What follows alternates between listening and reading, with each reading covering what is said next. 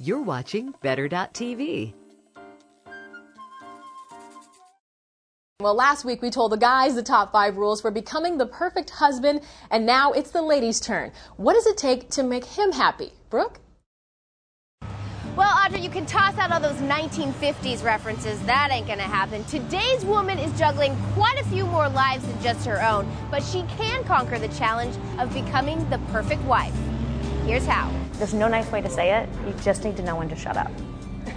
You just need to be quiet sometimes. That's the #1 rule. What you don't say could be good for you. He's watching the game, whether it's televised or you're at your kid's game, and you just want to have this giant, huge conversation. No, they actually want to watch the game. Very single-minded, no need to multitask. I'm in my free time, and we talk a lot. I mean, we do, right? Like, love to talk, tell you about my day, tell you everything.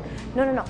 Like, sometimes we just need to be quiet. To be the perfect wife, life coach Dee Zacharias says give him a little respect when he comes home. You know, he has his guy friends to shred on him a little, like give him a hard time, maybe make him sort of the butt of the joke.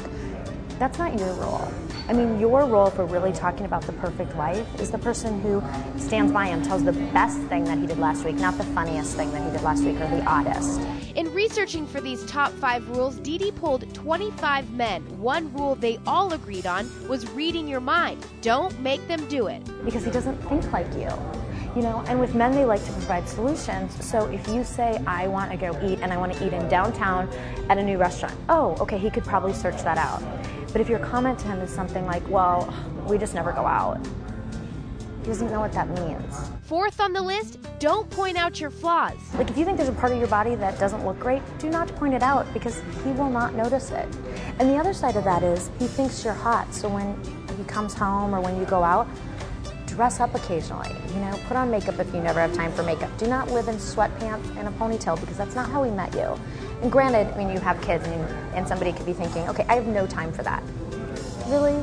Do you have like a minute and a half to run into the bathroom and, you know, put on some lip gloss? Finally, be the cool wife. Let him have his guy time without the guilt.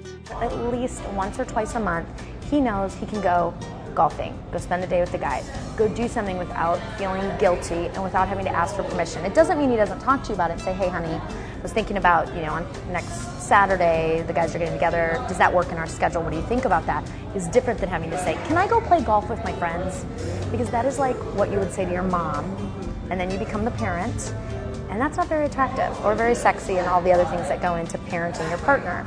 But the hall pass means he knows a couple times a month, you're good. These rules might take practice, but Dee says you'll be a happier couple if you stick with it.